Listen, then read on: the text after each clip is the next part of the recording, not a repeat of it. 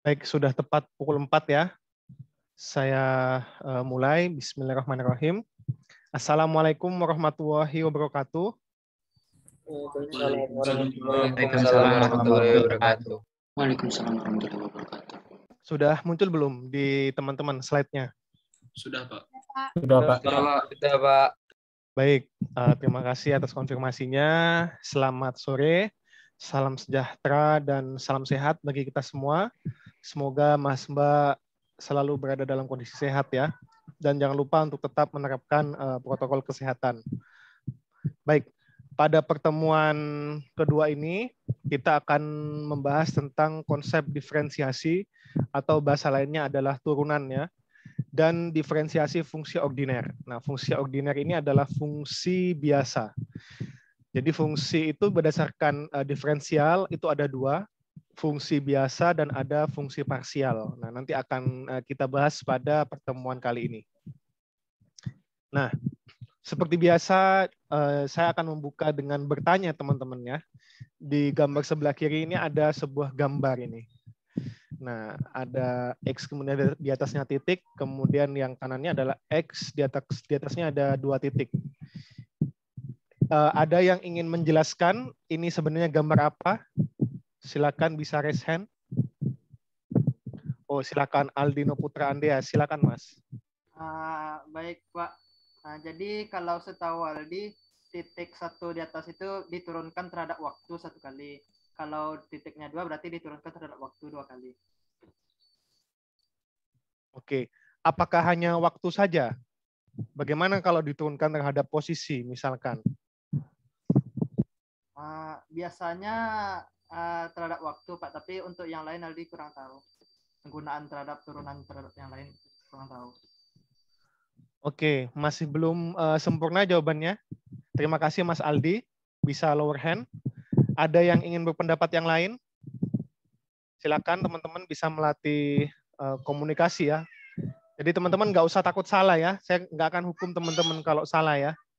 Jadi silakan ajang kelas ini bisa teman-teman gunakan untuk melatih cara berkomunikasi. Silakan teman-teman. Bisa raise hand.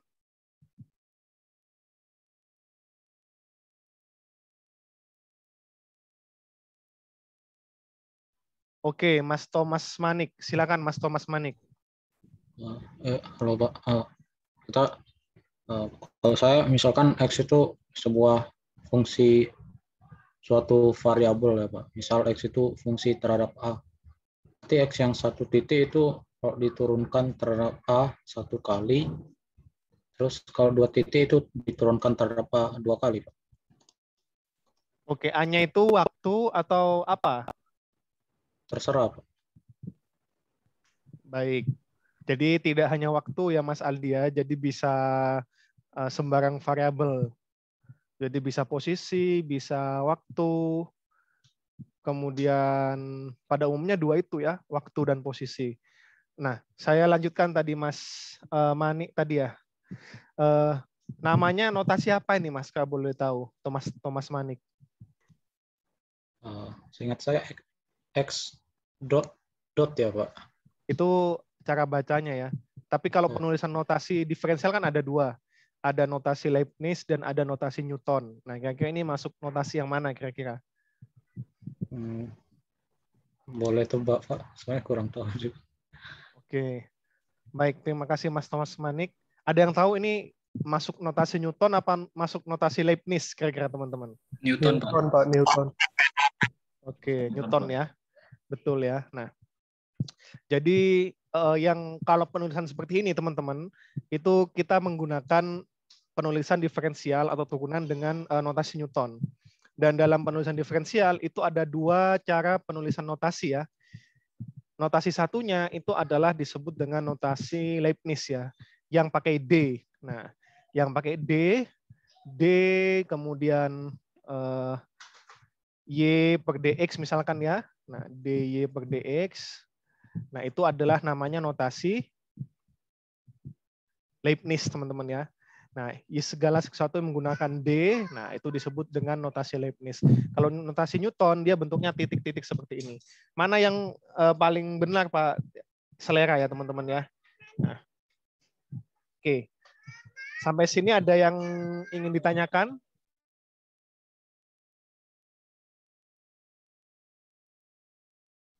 Tidak, Pak. Izin bertanya, Pak. Silakan.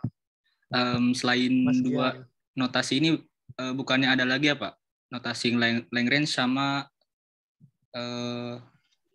apa namanya ya? Iya, ada lagi, Pak, yang ada kutipnya gitu loh, Pak. Yang Lagrange sama Euler, Pak, Euler. Sama ya, Euler, Pak. Betul. Jadi memang banyak notasi dari diferensial dan integral, cuman yang lazimnya dipakai, Mas. Nah, yang lazimnya dipakai itu dua, diferensial dan Newton dan Leibniz. Kalau untuk yang notasi lain, misalkan Lagrange tadi ya, kemudian juga Euler, nah itu pada kondisi-kondisi khusus.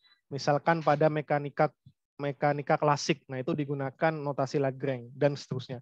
Ada banyak juga notasi Lebesgue dan lain sebagainya. Cuman yang pada umumnya dipakai di kalkulus dua notasi ini.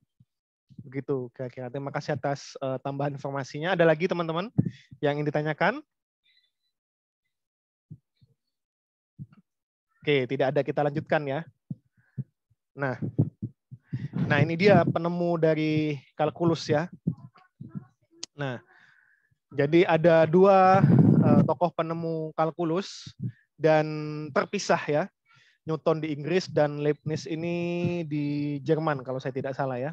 Nah, dua orang ini adalah founding father dari kalkulus dan juga yang banyak merumuskan notasi-notasi termasuk yang tadi telah kita bahas, notasi Newton dan juga notasi Leibniz. Nah,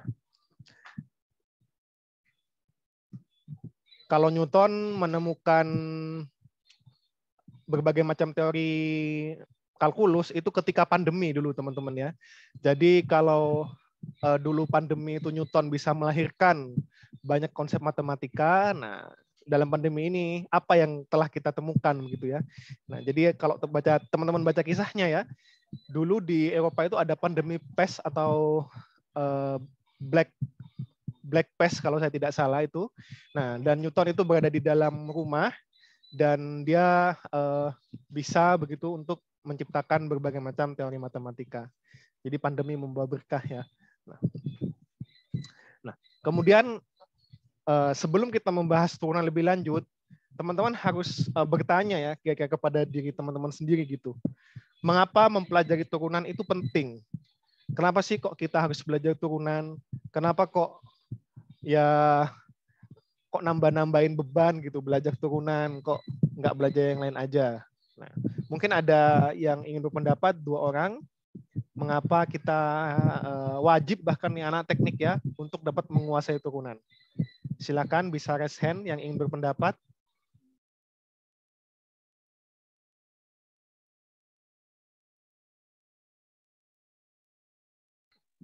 Oke, silakan Mas Gian Fadlur Rahman dan Mbak Ursula nanti ya. Baik Pak, izinkan saya untuk menjawab. Menurut pendapat saya, mengapa turunan itu penting? Karena turunan itu mengajarkan konsep tentang perubahan-perubahan yang khususnya di keteknikan itu sangat penting. Contohnya terdapat fungsi yang menyatakan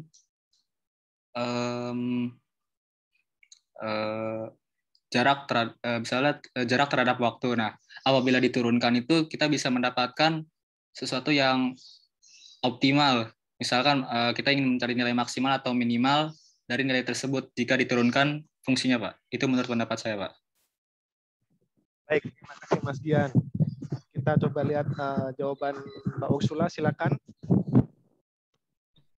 Kurang lebih sama sih Pak, cuma kan kalau turunan kadang buat cari misal kalau di soal fisika bagaimana misalnya kecepatan minimum untuk mendapatkan sesuatu gitu, nanti kayak ada turunan dv dt sama dengan 0, nanti itu kecepatan optimalnya kayak gitu Pak.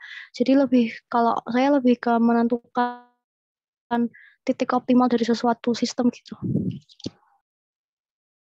Baik, itu adalah aplikasi ya usulnya aplikasi dari turunan, nanti salah satunya adalah untuk menghitung nilai optimum ya. Nah, jawaban dari Mas Gian dan Mbak Ursula sudah benar ya. Kenapa turunan itu penting dan perlu anak teknik kuasai? Karena segala sesuatu yang berubah terhadap sesuatu yang lain itu dapat dimodelkan dalam bentuk turunan. Nah, dan perubahan ini atau laju ya, sesuatu yang berubah terhadap yang lain, misalkan proses pelarutan garam terhadap waktu, berarti laju pelarutan garam misalkan. Atau di teknik nuklir ya, proses peluruhan radioaktif ya, dari yang awalnya bermuatan begitu, kemudian nanti meluruh sesuai dengan waktu paruhnya. Nah, jadi itu juga dapat dimodelkan dalam bentuk turunan. Nah, jadi nanti kalau teman-teman lihat di rumusnya waktu paruh, itu ada yang dimodelkan dalam bentuk turunan. Jadi di dunia teknik dan juga dunia sains, tidak hanya di nuklir saja ya. Misalkan di bidang geologi, tetangga kita ya. Jadi teman-teman yang 2021 ini belum tahu ya, di mana DTNTF itu di sampingnya ada Departemen Geologi. Nah, seorang geologiwan ya atau ahli geologi, misalkan yang tertarik untuk mengetahui laju pendinginan suatu batuan misalkan, dia harus mengetahui bagaimana proses konduksi panas ke dari dalam batuan ke sekelilingnya untuk mengetahui laju pendinginan suatu batuan.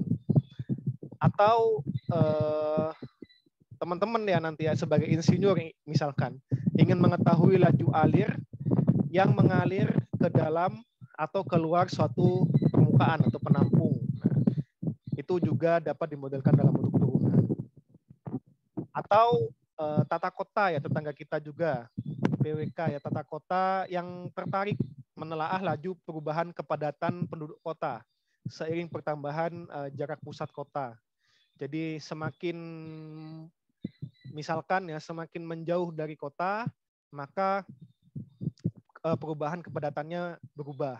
Nah, itu dapat dimodelkan dalam bentuk turunan. Dan tidak hanya dalam sains dan teknologi, di sosial juga ya. Di psikologi misalkan ada istilahnya kurva pembelajaran, di mana kurva pembelajaran ini menunjukkan grafik kerja dari seseorang yang mempelajari keterampilan sebagai fungsi waktu pelatihan. Nah, jadi semakin lama dilatih, maka harapannya unjuk kerjanya semakin bagus, dan itu ada kurvanya teman-teman ya. Dengan kata lain, bisa kita katakan bahwa di dunia ini segala sesuatu berubah kecuali perubahan itu sendiri ya. Batu sekeras apapun sedikit demi sedikit juga akan tergerus jika ditetesi air ya. Balok-balok besi yang besar dan kuat yang menjadi dasar bagi jembatan misalkan juga akhirnya akan rusak, baik itu memuai, menyusut jika terkena panas atau cuaca yang dingin. Intinya segala sesuatu yang tumbuh atau menyusut, memanas, mendingin, berubah posisi, berubah warna, berubah komposisi, berubah tempat, atau berubah gitu ya, itu dapat dimodelkan dalam bentuk turunan. Ini ada gambar. Ada yang tahu ini gambar apa teman-teman? Nah, ada yang ingin berpendapat? Silakan, bisa raise hand. Ini kira-kira gambar apa ya? Sekali lagi jangan takut salah teman-teman ya. Nah, salah nggak apa-apa.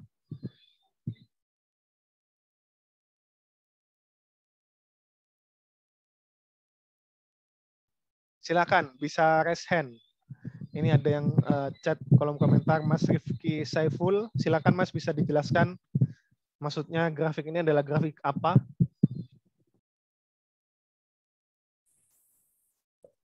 Menurut saya itu adalah grafik kelenturan suatu benda sehingga si benda itu dapat grafik elastisitas suatu benda. Nah, si benda itu kalau suatu benda itu dapat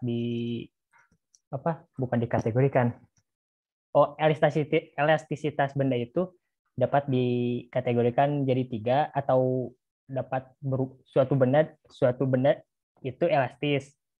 dan elastisitasnya itu dapat dirubah berdasarkan 3 kategori, yaitu si bendanya itu elastis, gimana ya, terus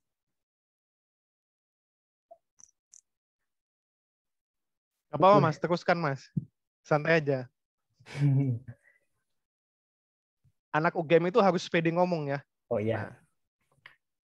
Terus ada titik patahnya dan juga titik, kalau misalkan ditarik, suatu benda itu ditarik, ada titik batas elastisnya, terus ada titik patahnya, dan juga titik apa lagi, lupa lagi Pak. Retak itu ya. Ya, titik retak. Oke, terima kasih Mas Rifki ya. Ya, benar ya, ini adalah grafik kelenturan teman-teman ya. Jadi ini menjelaskan proses perubahan yang terjadi pada suatu material ya.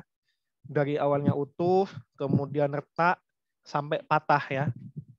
Dan di sini berbagai material yang dapat dimasukkan ke dalam kurva ini. Baik itu plastik, logam, sampai material badan pesawat terbang misalnya. Nah, dan ini yang kemudian dipakai oleh Pak Habibie ya dalam memprediksi keretakan. Itulah kenapa kemudian Pak Habibie itu dijuluki sebagai Mr. Crack, teman-teman ya. Karena bisa memprediksi keretakan suatu material pesawat hingga ke skala atom ya.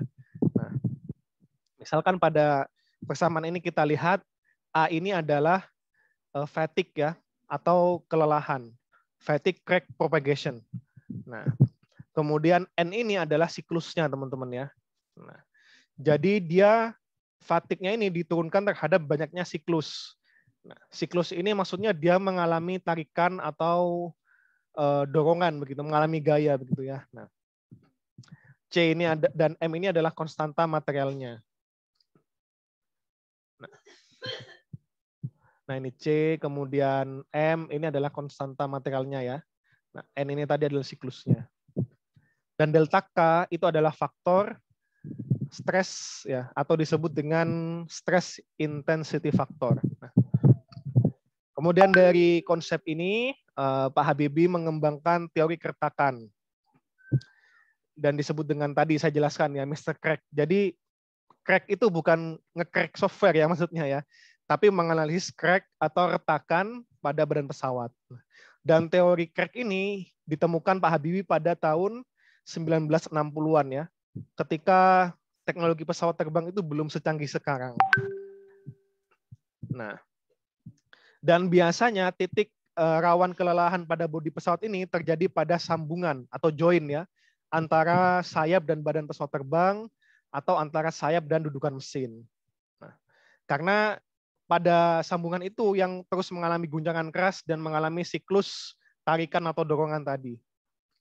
Nah, baik ketika sedang take off terutama ya, ketika sedang lepas landas atau ketika sedang landing, sedang mendarat. Nah, kalau sedang take off pesawat ya, take off dia atau dia terbang, nah sambungannya ini akan menerima tekanan udara yang ke atas ya, atau uplift istilahnya.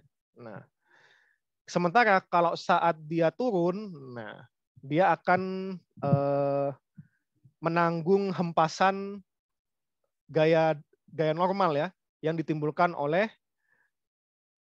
permukaan. Nah, jadi lama-kelamaan adanya tarikan dan dorongan itu menyebabkan kelelahan yang disebut dengan fatigue. Nah, dari sanalah kemudian benih dari keretakan.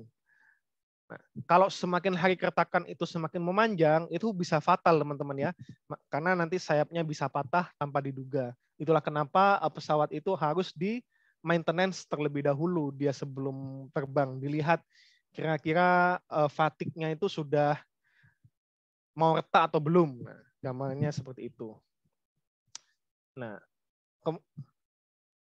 jadi karena fatigue itu kemudian dapat menyebabkan crack, dan Pak Habibie datang menawarkan solusi untuk menghitung bagaimana proses pertakan itu merambat begitu ya. Nah, tentu penyelesaiannya dengan persamaan diferensial teman-teman ya.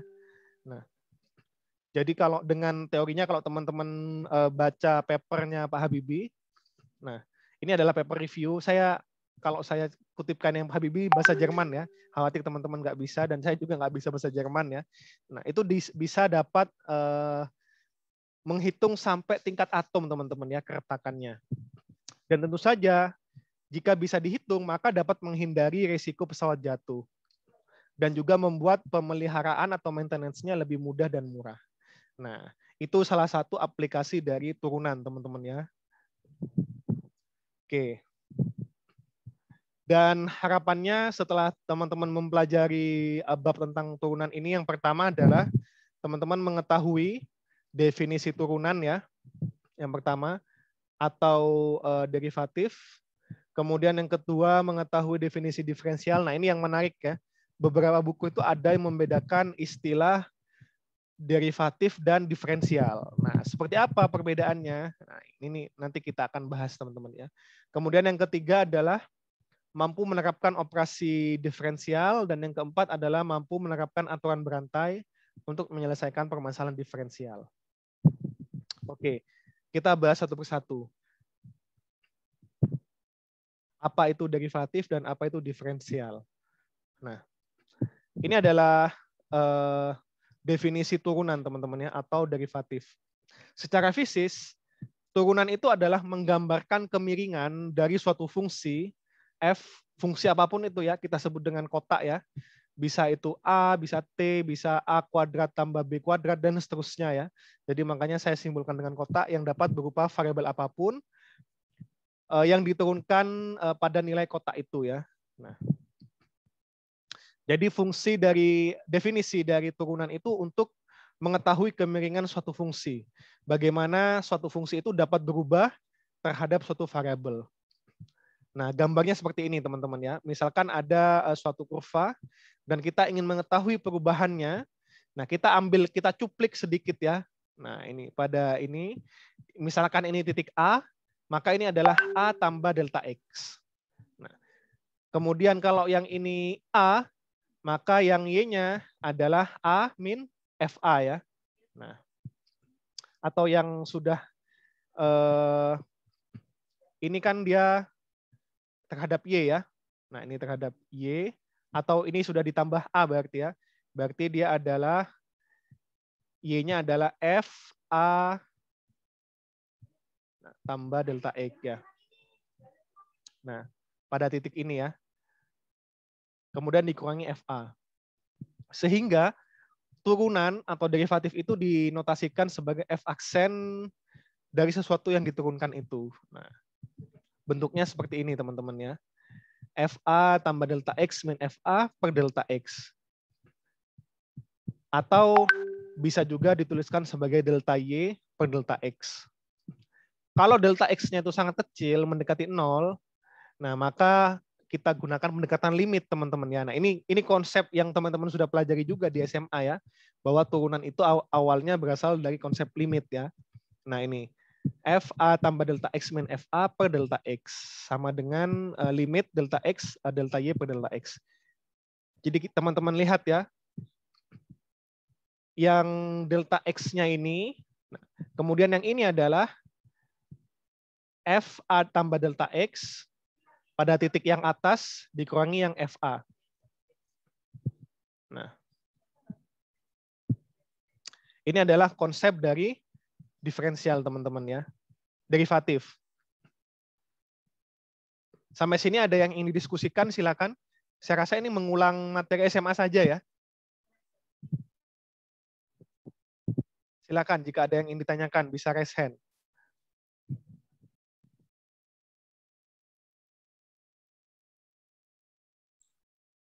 Saya ingin bertanya lagi, Pak. Silakan, Mas Gian. Kan yang tertera di gambar ini turunan pertama ya, Pak. Turunan pertama F aksen A. Limit delta X mendekati 0. Nah, bagaimana jika F aksennya 2, Pak? Atau turunan keduanya, Pak? Itu bentuk limitnya ada nggak ya, Pak? Delta X mendekati 0-nya seperti apa gitu, Pak? Ya, baik.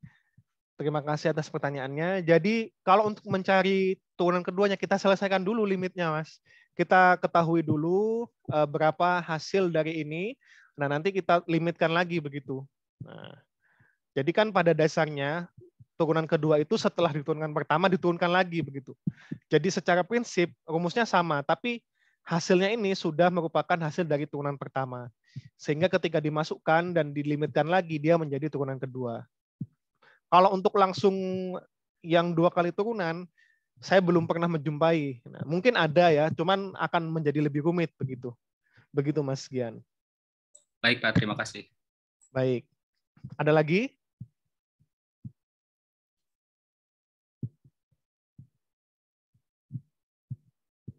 Kalau tidak ada kita lanjutkan.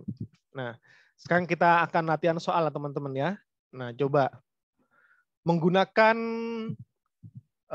definisi derivatif tadi, buktikan bahwa fx, x pangkat n itu memiliki turunan f aksen x sama dengan nx n-1 untuk sembarang nilai x dan n.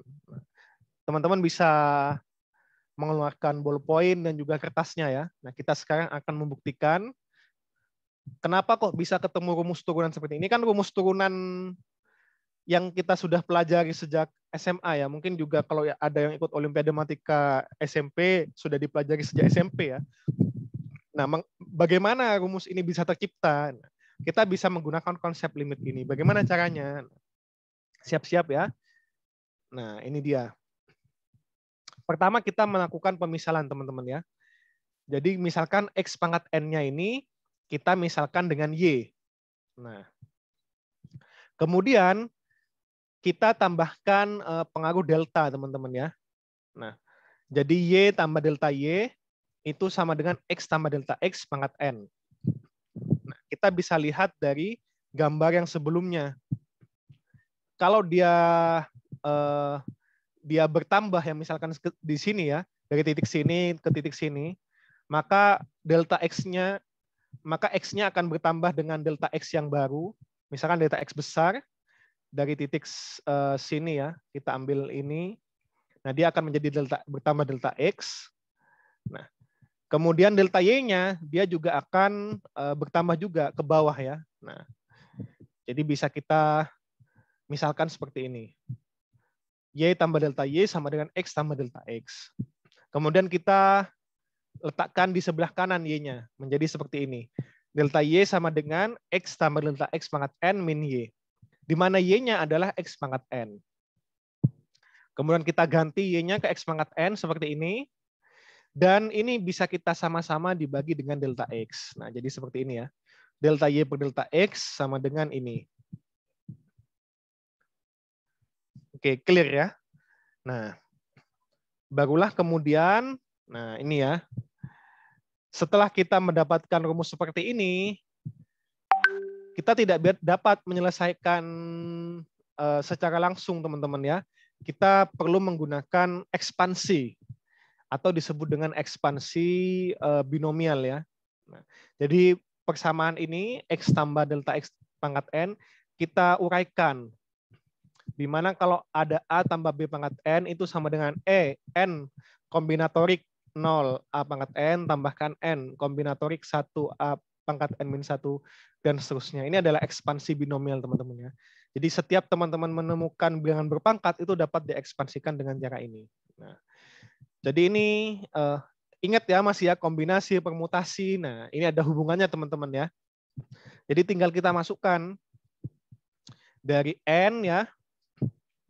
Nah, kemudian dari 0, C, A-nya adalah X pangkat N ya. Nah, A-nya adalah X. A-nya adalah X. Nah, ini jadi A adalah X dan B-nya adalah delta X ya. Nah, kita menggunakan rumus binomial ini. A sama dengan X dan B-nya adalah delta X. Jadi tinggal kita masukkan, ini A-nya X pangkat N, nah sesuai dengan ini ya. X pangkat N, kemudian yang B-nya itu 0 ya. Yang B-nya itu 0. Sebenarnya ini ada B pangkat 0, cuman nggak dituliskan karena 1, jadi ini 1 kan ya. Nah, kemudian yang ini kombinasi N1, A pangkat N-1, A-nya adalah X, kemudian B-nya adalah delta X, dan seterusnya. Tinggal kita hitung teman-teman ya. Nah, Jadi untuk kombinatorik yang 0, maka kan teman-teman masih ingat nggak rumus kombinasi 0n atau AB misalkan ya, ini A yang bawah kemudian di atas B. Itu sama dengan B faktorial ya dibagi A faktorial dalam kurung B min A faktorial ya. Nah, sama seperti itu teman-teman. 0n ini diubah seperti ini. Kemudian ini N1 ini diubah seperti ini. Dan seterusnya. Nah, kita dapatkan 0 faktorial itu 1.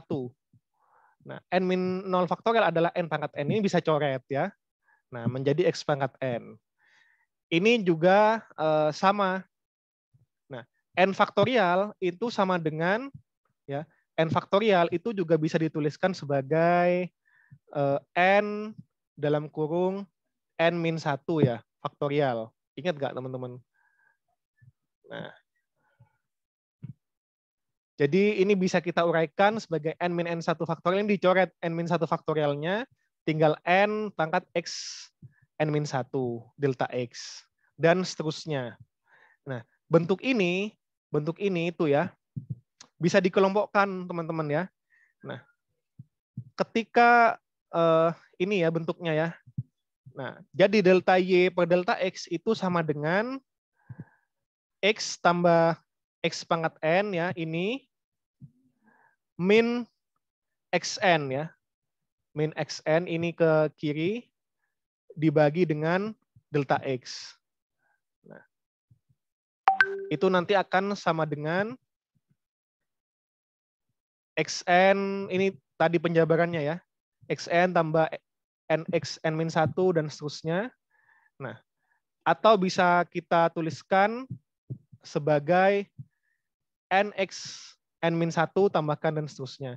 Sehingga bisa kita lihat bahwa limit dari delta Y per delta X itu sama dengan NX N min 1 dan seterusnya. Atau kalau kita ambil suku yang pertama, itu adalah turunan dari delta Y per delta X atau tadi X pangkat N itu adalah, karena yang ditanya adalah X pangkat N adalah NX N min 1. Nah, terbukti ya. Tapi nggak usah diambil pusing teman-teman ya. Saya ingin menjelaskan di sini bahwa di dalam kalkulus, di dalam matematika itu, segala sesuatunya itu dapat diturunkan. Nah, itu yang harus teman-teman sadari. Bahwa tidak ada persamaan itu yang tiba-tiba bim salah bim ada. Jadi kalau teman-teman penasaran terhadap satu persamaan, itu ada penurunannya teman-teman. Termasuk dalam SMA kan kita langsung menerima saja ya. Kalau ada X pangkat N, maka turunannya adalah NX N min 1. Tapi bagaimana caranya kok bisa ketemu NX N min 1? Apakah ini bim salah bim ada? Enggak ya. Nah, cara pembuktiannya adalah seperti ini teman-teman ya. Nah, oke. Itu poinnya teman-teman ya. Jadi dalam kalkulus, dalam matematika itu selalu ada teori atau landasan mendasarinya. Tidak mungkin kemudian tiba-tiba ada. Kecuali dalam rumus fisika ya, yang dia diperoleh secara empiris. Kadang persamaan-persamaan yang secara empiris, nah itu sudah bentuknya seperti itu. Nah, saya lanjutkan. Ini wawasan aja bagi teman-teman ya. Oke. Nah, tadi itu adalah derivatif teman-teman ya, atau urunan. Sekarang di beberapa buku ada yang membedakan antara derivatif dan diferensial. Apa bedanya? Kalau derivatif tadi adalah kemiringan dari suatu kurva ya, dari suatu fungsi. Nah, kalau diferensial itu adalah kemiringan dari garis tangannya. Nah, jadi ada garis tangannya teman-teman ya. Kalau tadi yang dipakai itu langsung dari titik ya. Nah, ini kalau diperbesar dari titik satu ke titik yang lain. Nah, tapi kalau pada diferensial alih-alih menggunakan titik, yang digunakan adalah garis tangan. Nah, garis tangan itu ciri-cirinya dia hanya memotong pada satu titik. Nah, kalau ini dia memotong pada dua titik, itu namanya bukan garis tangan, teman-teman ya. Nah, ini adalah mencari delta ya. Nah, tapi kalau yang garis tangan, dia hanya memotong pada satu titik saja. Nah, itu disebut dengan garis tangan. Sehingga di beberapa buku yang menjelaskan, jadi kalau teman-teman ketemu, loh kok beda ini derivatif dan diferensial. Nah ini perbedaannya ya. Hampir mirip secara konsep. Nah, tapi bedanya adalah pada definisinya. Kalau tadi derivatif itu adalah fungsi, nah kalau pada diferensial itu adalah garis tangan teman-teman ya. Jadi mengetahui garis tangan itu mengetahui bagaimana suatu fungsi dapat berubah terhadap suatu variabel. Nah, makanya yang digunakan itu, makanya di dalam kuliah judulnya adalah diferensial ya. Nah ini diferensial, konsep diferensiasi, bukan derivatif ya atau turunan. Itulah kenapa kok yang digunakan itu adalah kata diferensial, bukan turunan. Nah, karena berbeda. Nah, saya harap teman-teman mulai paham di sini perbedaannya ya. Nah. Oke, saya lanjutkan tadi. Kalau contohnya turunan itu, bagaimana turunan 3X tambah 1, maka jawabannya adalah 3 ya. Nah, kalau terhadap X. Tapi kalau bagaimana turunan fx akar 3X tambah 1 terhadap X, nah, dia menggunakan konsep diferensial ya. Atau bagaimana diferensial, bukan turunan ya, bagaimana diferensial fx sama dengan akar 3X tambah 1. Nah, gambarnya seperti ini kira-kira teman-teman ya. Jadi ini perhatikan garisnya itu hanya memotong di satu titik kalau diferensial. Kalau derivatif dia memotong di 2 titik ya. Nah, kemudian delta y-nya itu juga berubah teman-teman ya. Kalau di derivatif dia delta y-nya hanya 1 ini ya. Tapi kalau di diferensial dia ada A tambah delta X, kemudian ada B tambah delta Y. Jadi pada titik ini dia adalah A-nya berubah, kemudian B-nya itu juga berubah teman-teman ya. Nah, jadi A-nya ini ditambah delta X dari ini. Nah, kemudian B-nya ini ditambah delta Y. Nah, kalau yang ini, dia yang diperhatikan hanyalah X-nya saja ya. Nah, oke. Mungkin masih bingung ya, kita lihat contoh soalnya. Nah, kita lihat perbedaannya. Ini kita perbesar ya. Nah, garis yang menyentuh satu titik saja itu disebut dengan garis tangan. Misalkan garis tangan LX ini ya. LX menyentuh hanya di titik AB saja. Maka kemiringannya adalah B min LX ya. B, titik B ini dikurangi LX per X min A. Nah, pada sumbu X min A itu sama dengan DY per DX. Nah, maka bisa dituliskan DY sama dengan F aksen X DX. Dan jika melibatkan fungsi komposisi ya,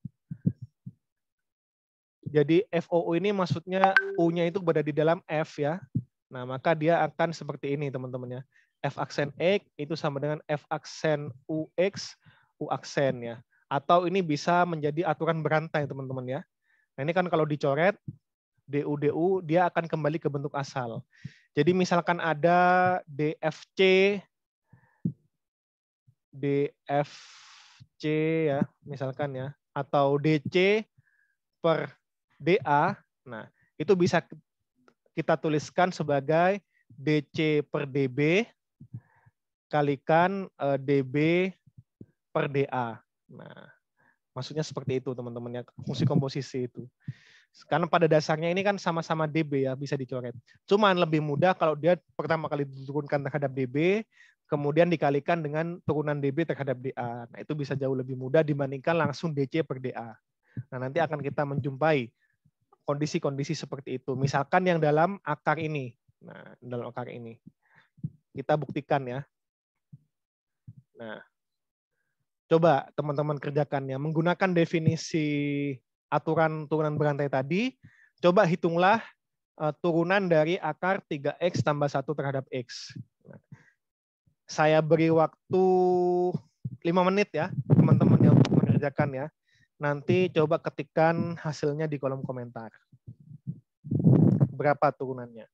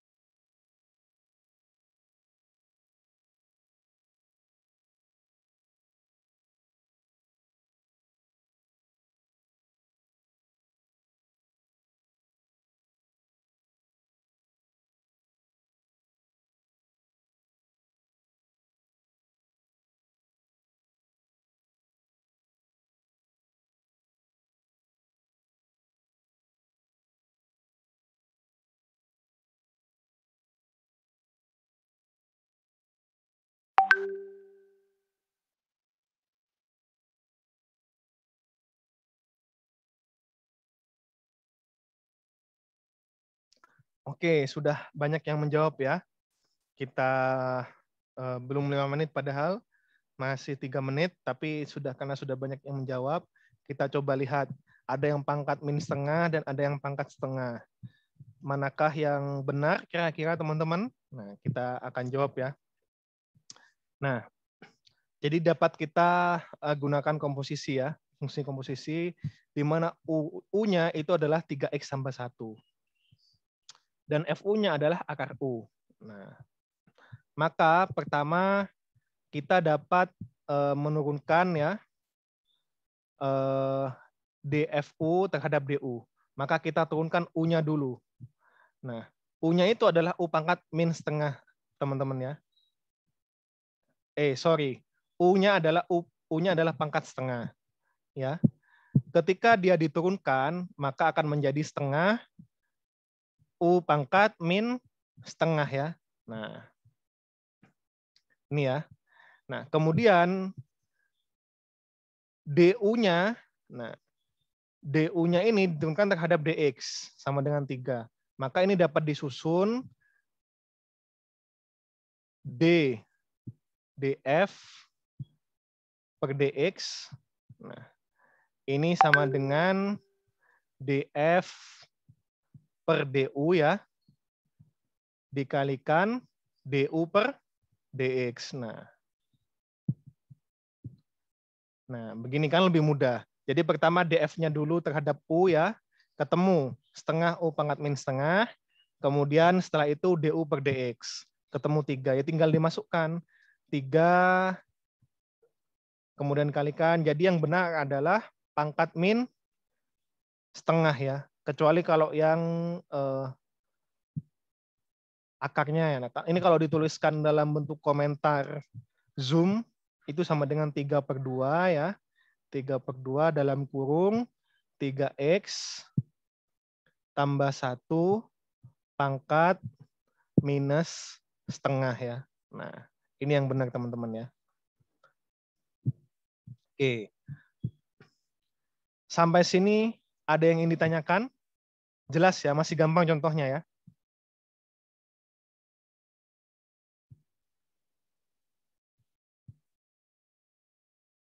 Yang ingin bertanya bisa raise hand.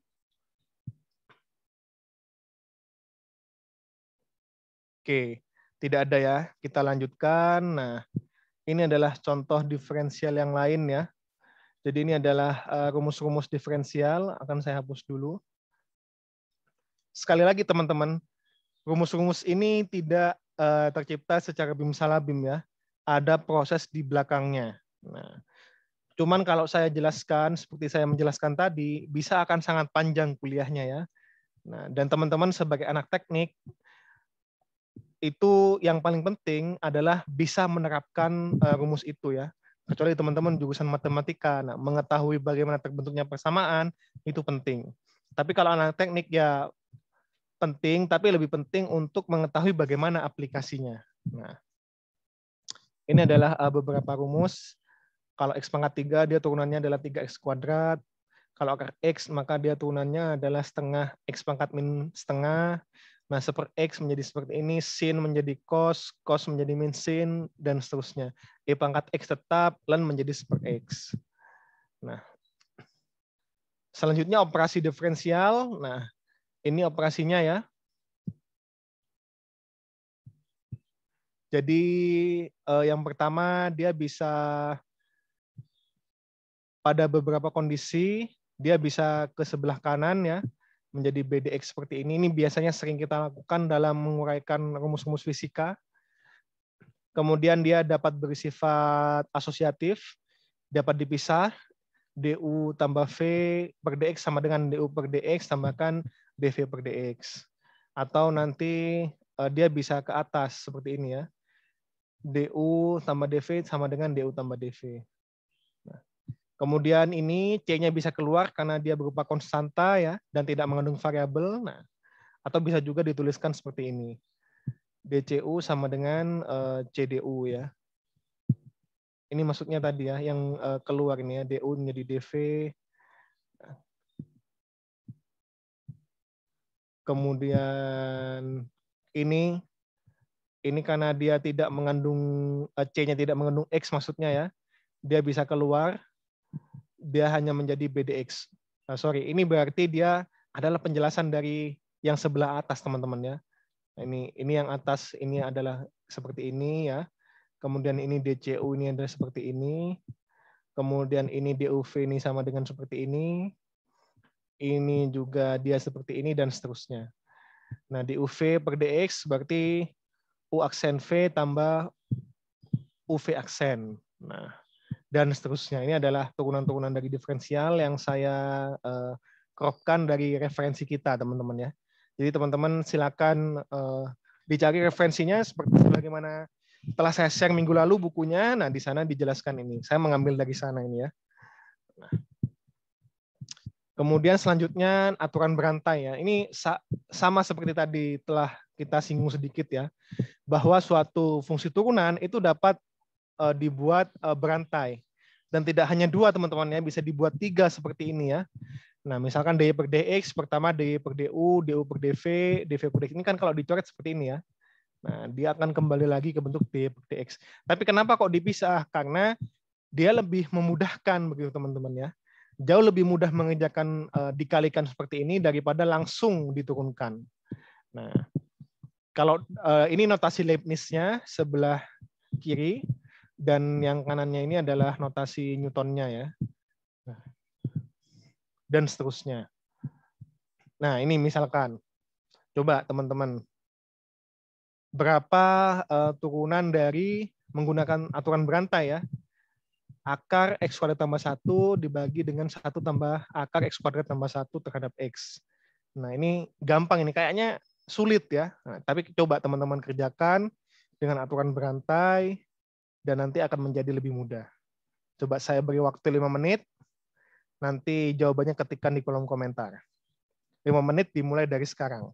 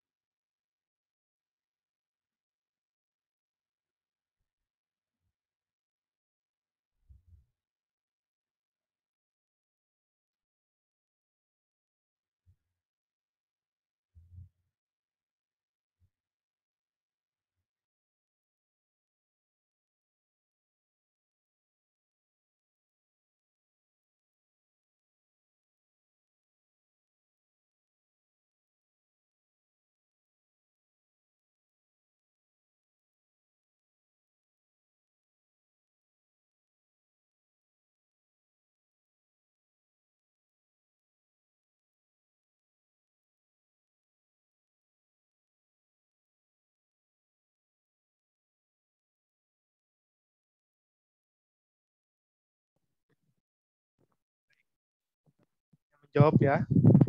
Coba kita bahas ya. Perhatikan. Nah, jadi pertama kita memisalkan dulu ya. Kita misalkan U-nya adalah akar X kuadrat tambah 1. Atau akarnya itu kita jadikan pangkat ya. Menjadi X kuadrat tambah 1 pangkat setengah. Nah, kemudian kita lihat. Karena dia sudah dimisalkan dengan U, maka persamaan awal itu bisa kita tuliskan U dibagi dengan 1 tambah U ya. Nah, kemudian kita misalkan lagi teman-teman ya. F-nya itu sama dengan U, kemudian G-nya itu adalah 1 tambah U. Sehingga F aksen itu adalah F aksen itu berarti dia turunan terhadap U, DF per DU adalah 1, dan G aksen itu adalah 1, teman-teman ya. Nah, dan kita lihat kalau dia DY per DU, ya, dia DY per DU, maka dia adalah pada hakikatnya adalah F per G kan ya. Nah, adalah F per G, maka turunan dari F per G adalah F aksen G min FG aksen per G kuadrat. Ya kan ya? Nah, kita tinggal masukkan. F aksennya itu 1, kemudian G-nya itu adalah 1 plus U, kemudian F-nya itu adalah U ya, G aksennya adalah 1. Nah, sama dengan ini, 1 dibagi 1 tambah U kuadrat. Nah, kita misalkan lagi. Misalkan P itu sama dengan X kuadrat tambah 1. Maka P aksen atau turunan dari X kuadrat tambah 1 ini adalah 2X. Nah, maka U yang awalnya ini ya, awalnya ini adalah P pangkat setengah ya. P pangkat setengah. Nah, maka turunan dari U aksen itu adalah setengah P pangkat min setengah. Nah, kemudian kita tinggal kalikan semua ya. Nah, dia pertama adalah DY per DU, kan bentuknya adalah DY per DU ya. DY per DU kalikan DU per DX. Ini kalau diuraikan ya. DY per DU. Nah, kemudian dikalikan DU per DP.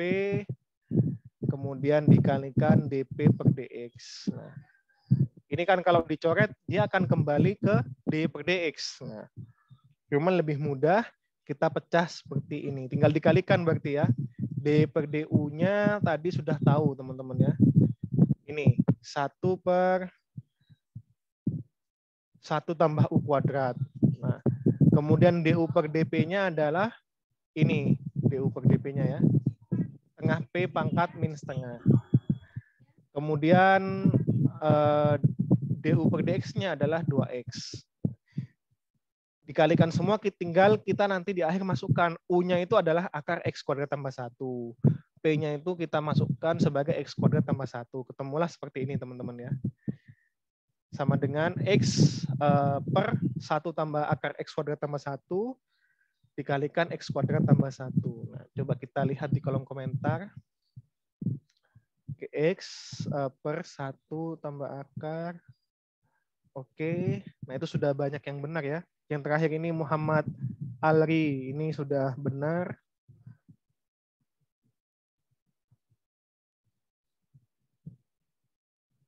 Nah, oke. Oke, sampai sini ada yang ingin ditanyakan teman-teman? Terkait dengan aturan berantai ini.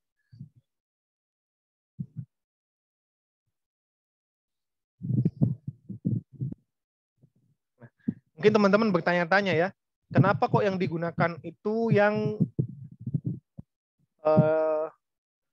bukan yang derivatif, tapi yang diferensial. Nah, karena tadi, kalau yang derivatif itu dia bertemu di 2 titik. Jadi ada kemungkinan nanti dia memiliki nilai yang sama. Sedangkan pada diferensial, dia hanya menyinggung 1 titik saja. Sehingga tidak dalam penyelesaiannya nanti kita hanya akan menemukan solusi eksak ya dari satu titik, tidak terjadi pada dua titik. Nah, itulah kenapa sebenarnya konsep dalam bahasa Indonesia ya rancu ya turunan itu kadang dapat mengacu ke diferensial atau derivatif. Padahal di bahasa Inggris itu dibedakan teman-teman ya. Derivatif itu turunan. Nah, seperti produk derivatif ya, itu adalah produk turunan. Kalau diferensial ya tetap diferensial. Itulah kenapa judul dari bab ini itu adalah diferensial teman-teman ya. Nah, saya harap teman-teman mulai paham mengenai perbedaan derivatif dan diferensial ini. Silakan, ada yang ditanyakan, mungkin saya ada yang salah dalam pengerjaannya.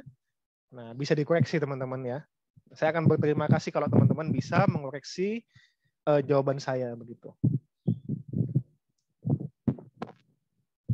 Oke, tidak ada. Kalau tidak ada, saya lanjutkan teman-teman ya.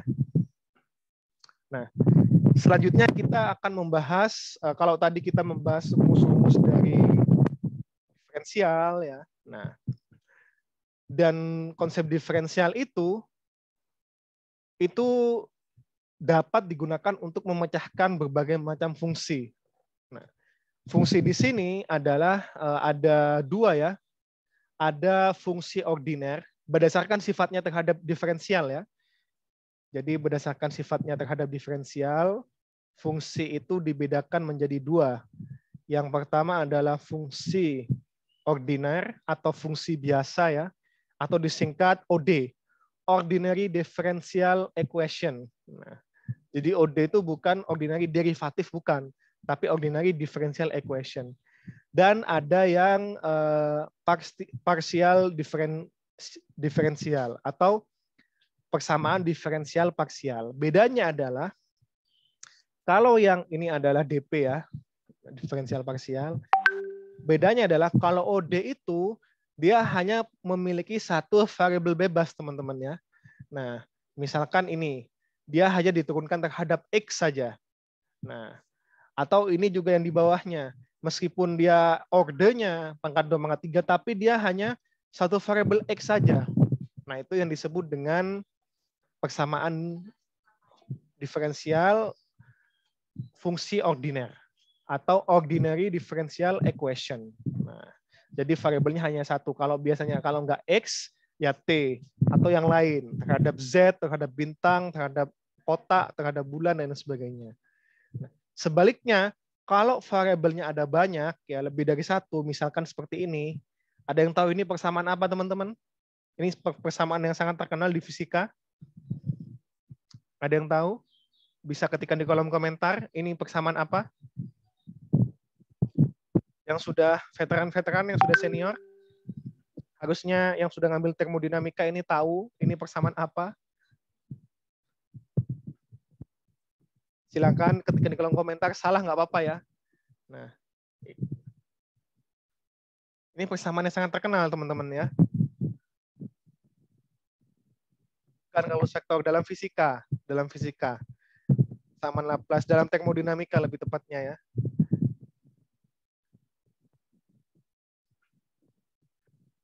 Kan bukan persamaan Laplace, ada faktor A-nya.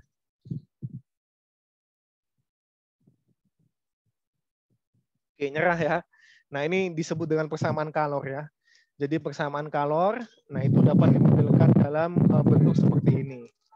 Nah, karena dia memiliki banyak variabel ya, dia hanya harus diturunkan tidak hanya kepada waktu saja, nah, tapi juga terhadap posisi X, Y, dan Z. Nah, lebih dari satu variabelnya, maka dia disebut sebagai persamaan diferensial parsial. Dan lihat, penulisannya berbeda teman-teman ya. Kalau yang ordiner itu D-nya itu tegak ya, D gitu ya. Tapi kalau yang parsial dia agak miring ya. Nah, dia disebut dengan do kadang ya. Nah, disebut dengan do. Ini adalah do U per do T dan seterusnya. Nah, kalau sudah do, meskipun dia nanti hanya satu ya bentuknya ya, misalkan do U per do T. Nah, kemudian kok kayaknya satu. Nah, pada hakikatnya bisa jadi dia satu variabel ini dia terhubung terhadap tiga variabel yang lain. Nah, do X, entah itu do X, do Y, dan do Z. Nah, jadi itu bedanya teman-teman ya. Jadi kenapa kok diferensial itu ada 2 simbol? Nah, untuk membedakan mana yang dia ordiner dan mana yang dia parsial. Oke. Sampai di sini. Silakan.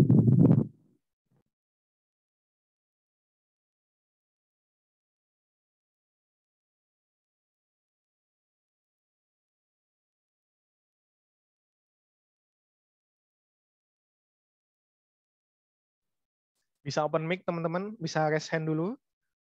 Kalau ada yang ditanyakan.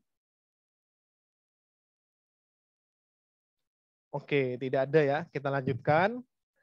Nah, enak ini kalau teman-teman paham. Tapi saya nggak tahu ya, diem itu paham karena paham atau diem itu karena tidak paham ya. Nah, oke, saya lanjutkan. Nah, apa fungsi kegunaan dari fungsi diferensial ordiner ini?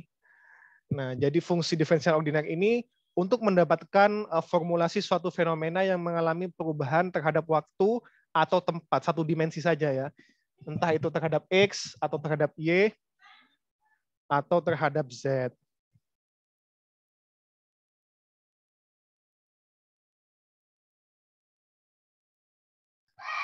Nah, jadi dan kapan dipakainya? Banyak ya, di banyak bidang ya. Di ilmu teknik itu dipakai. Nah, kemudian di ekonomi ya, perubahan inflasi itu kan terhadap waktu. Nah, itu dapat dimodelkan dalam bentuk fungsi diferensial ordiner ya. Dalam fisika, kimia juga dalam waktu ya, atau dalam biologi, kedokteran dan lain sebagainya. Nah, itu dapat digunakan persamaan fungsi diferensial ordiner. Dan bentuk-bentuk fungsi ordiner itu banyak ya. Misalkan ini meliputi polinomial ya. Nah, jadi persamaan polinomial yang dan dia syaratnya hanya satu variabel ya. Misalkan dia mengandung y pangkat 3, nah maka dia diturunkan hanya terhadap satu variabel x misalkan. Nah, maka kalau dia diturunkan dy pangkat 3 per dx, nah maka akan menjadi 0 ya teman-teman ya. Nah, berbeda kalau dia do ya. Nah, do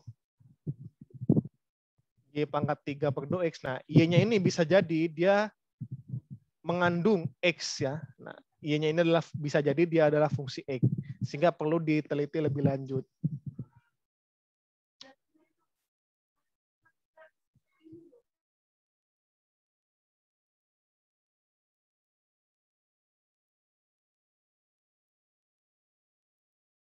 Nah, itu adalah contoh dari polinomial. Kemudian selanjutnya ada juga fungsi trigonometri ya. Nah, trigonometri itu tadi kita telah bahas ya, turunannya adalah sin, turunannya adalah cos, cos turunannya min sin, tan itu sekant kuadrat x, kotangan itu adalah min kosekant kuadrat x, dan seterusnya. Nah, selain itu juga ada fungsi eksponensial yang ada e pangkat x ya, atau a pangkat x. Nah, itu juga dapat diturunkan teman-teman ya. Nah, turunannya seperti ini. Do per do x, kemudian a per do x. Dan ada juga fungsi hiperbolik teman-teman ya. Hiperbolik dia trigonometri tapi ada hanya sinus hiperbolikus, cos hiperbolikus, dan tan hiperbolikus. Nah, oke. Jadi begitu teman-teman yang dapat saya sampaikan. Ini mohon maaf kuliahnya harus saya akhiri lebih cepat karena ada sesuatu yang terjadi di sekitar saya. Jadi mohon maaf, saya cukupkan ya teman-teman ya. Habis ini saya akan share link Google Classroom. Silakan kalau teman-teman ada pertanyaan bisa ditanyakan di link Google Classroom tersebut ya.